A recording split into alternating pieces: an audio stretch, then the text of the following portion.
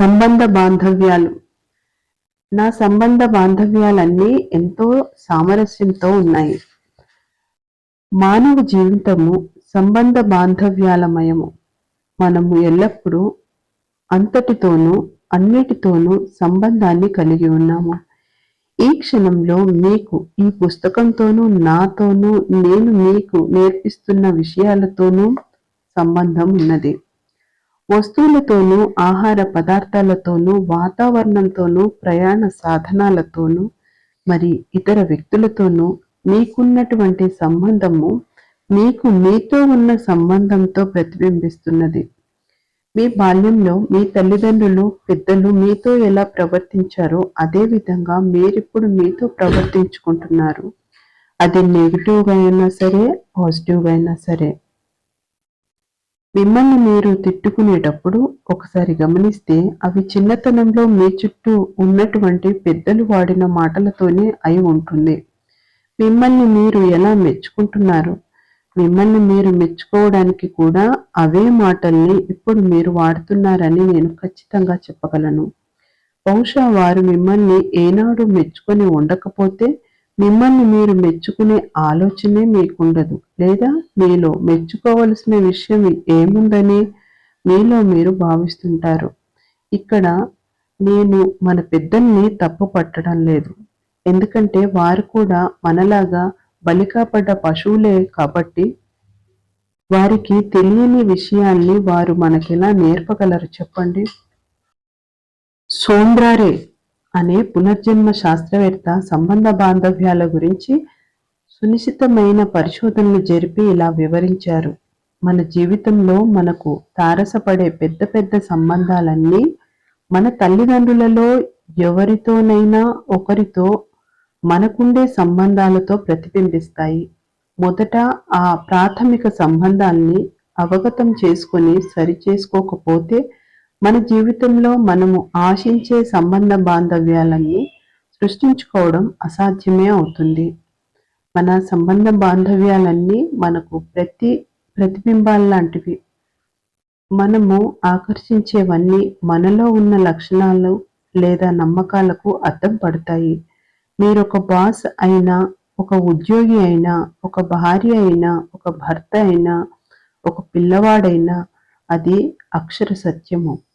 ఇతరులలో మీకు నచ్చనివి లేదా నచ్చే విషయాలు మీలో విషయాలు లేదా అవి మీలోని నమ్మకాలై ఉంటాయి.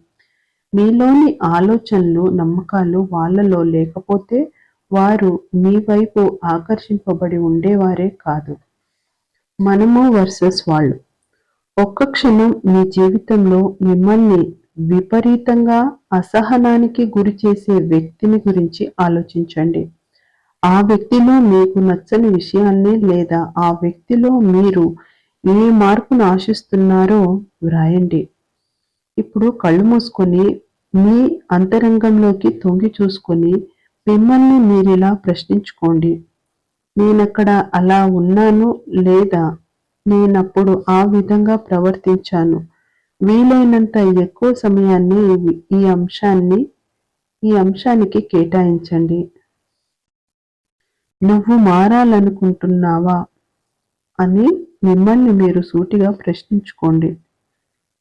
అటువంటి ఆలోచన విధానాన్ని, అలవాట్లని, నమ్మకాల్ని మీలోంచి, మీ ప్రవర్తన విధానంలోంచి తొలగించిన క్షణమే ఆ వ్యక్తులు మారడం గాని లేక వారు మీ జీవితంలోంచి నిష్క్రమించడం గాని జరుగుతుంది.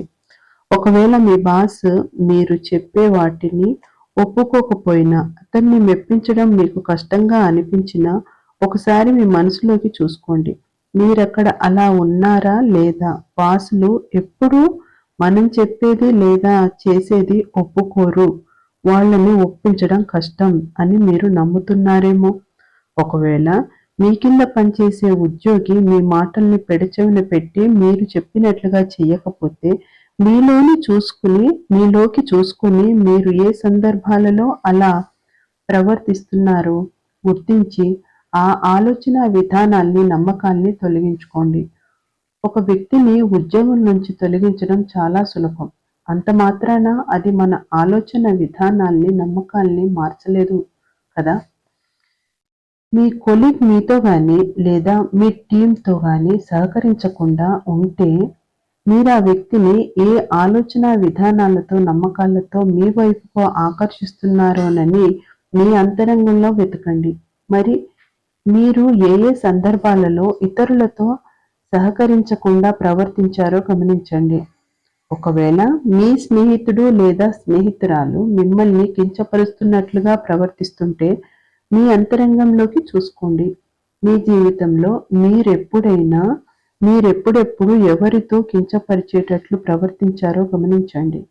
లేదా ఇతరులచే నేను కించపరచబడతానన్నది మీ నమ్మకమా? ఆలోచించండి.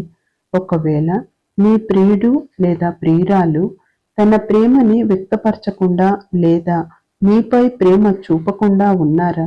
మళ్ళీ అంతరంగంలోకి చూసుకోండి. ప్రేమ అనేది వ్యక్తీకరించవలసిన పెద్ద భావన కాదు అనే నమ్మకం మీ తల్లిదండ్రుల వల్ల, మీ చుట్టూ ఉన్న పెద్దల వల్ల ఎలా మీలో నాటుకుపోయిందో అర్థం చేసుకోండి. ఒకవేళ మీ భాగస్వామి మిమ్మల్ని హింసిస్తూనో, కించపరుచుతూనో లేదా మీతో సహకరించకుండానో ఉంటే మళ్ళీ మీ బాల్యంలో మీరు ఏర్పరచుకున్న నమ్మకాన్ని పరిశీలించండి. మీకు హింసించే, కించపరిచే లేదా సహకరించని తల్లిదండ్రులు ఉన్నారా? లేదా మీరే అలాంటి వారా? విశ్లేషించుకోండి. మీ పిల్లల్ని మిమ్మల్ని బాగా విసిగిస్తున్నారా? మీ పిల్లలు మిమ్మల్ని బాగా విసిగిస్తున్నారా? అయితే అవి ఖచ్చితంగా మీ ప్రవర్తనలే అని నేను పూచి ఇవ్వగలను. పిల్లలెప్పుడు తమ చుట్టూ ఉన్న పెద్దల్ని గమనించి ప్రవర్తించడం నేర్చుకుంటారు. అటువంటి ప్రవర్తన తీరుల్ని మొదట మీ అంతరంగంలో కడిగేయండి. మార్పు దానంతట అదే బయటికి సంభవిస్తుంది. ఇతరుల్ని మార్చడానికి ఒకే ఒక్క మార్గం ఉంది. అది మనల్ని మనం మార్చుకోవడం. మీ ఆలోచన విధానాన్ని మార్చుకోండి. వాళ్ళు కూడా మారుతారు. నిందించడం అనేది సాయపడదు. నిందించడం వల్ల మన శక్తిని కోల్పోతాము. మీ శక్తుల్ని సమీకరించుకోండి. శక్తి లేకుండా మార్పు అసంభవం. ఒక నిస్సహాయుడైన, శక్తిహీనుడైన వ్యక్తి స్వస్థత వైపు ప్రయాణించడానికి చాలా కష్టపడవలసి వస్తుంది. ప్రేమను ఆకర్షించడం. మనము ఏమాత్రం ఆశించకుండా, వెతకకుండా ఉంటేనే ప్రేమ లభిస్తుంది. ప్రేమ కోసం వెంటాడుకుంటూ పోతే మీరు సరియైన భాగస్వామిని పొందలేరు.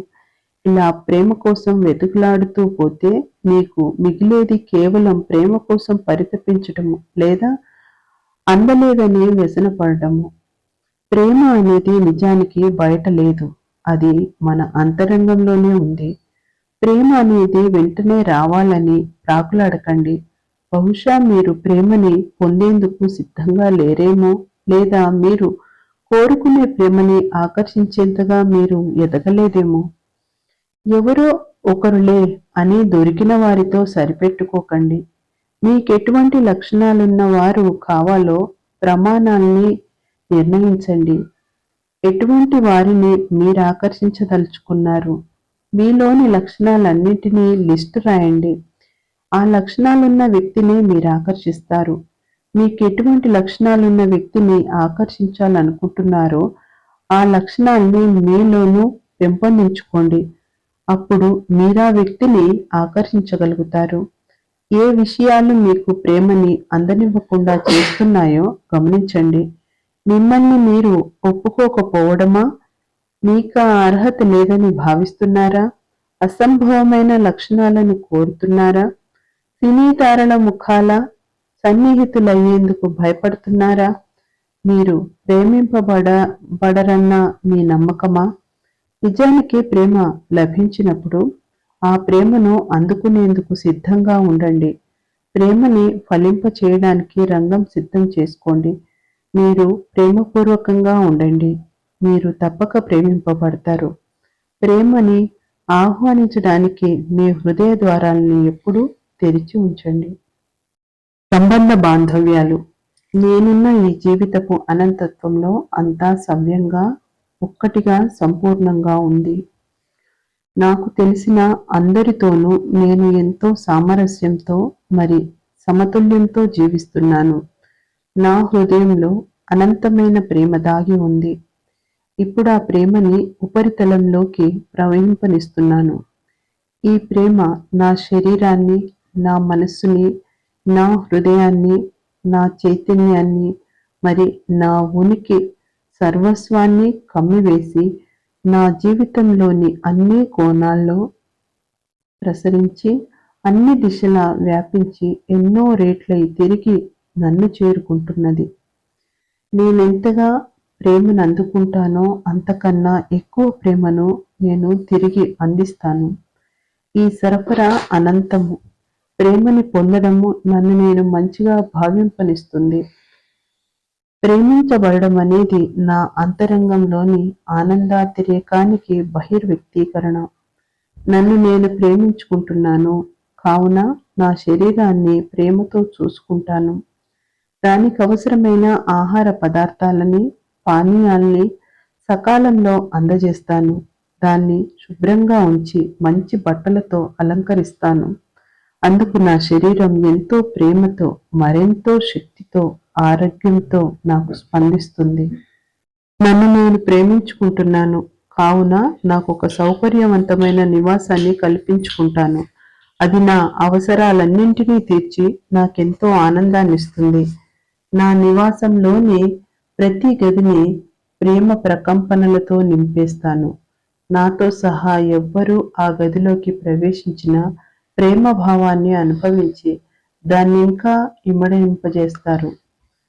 నన్ను నేను ప్రేమించుకుంటున్నాను, కావున నాకెంతో ఆహ్లాదాన్నిచ్చే నాలోని సృజనాత్మకతని, నా ప్రజ్ఞా పాటవాల్ని వెలికితీసే పనినే నేను ఎంపిక చేసుకుంటాను.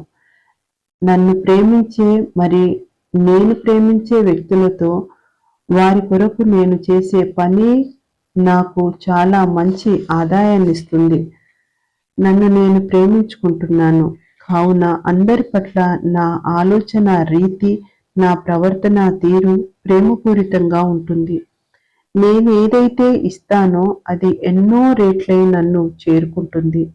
నేను ఆకర్షించే వారంతా ప్రేమపూర్వకంగా ఉంటారు. ఎందుకంటే వారు నా హృదయానికి ప్రతిబింబాలు కనుక. నన్ను నేను ప్రేమించుకుంటున్నాను కనుక గతాన్ని మరి అన్ని గతానుభవాల్ని పూర్తిగా క్షమించి విసర్జిస్తున్నాను. అందువలన నేను స్వతంత్రుడినవుతున్నాను. నన్ను నేను ప్రేమించుకుంటున్నాను కనుక నేను ఈ ప్రస్తుత క్షణంలోనే పూర్తిగా జీవిస్తాను. ప్రతి క్షణానికి మంచిగా అనుభవిస్తూ నా భవిష్యత్తు ఎంతో క్షేమకరంగా, ఉజ్వలంగా, ఆనందదాయకంగా ఉంటుందని భావిస్తాను. ఎందుకంటే నేను ఈ సృష్టికి ముద్దు బిడ్డను. ఈ సృష్టి నన్ను ఇప్పుడు ఎప్పుడూ ప్రేమగా చూసుకుంటుంది. మరి నా ప్రపంచంలో అంతా సవ్యంగా ఉంది.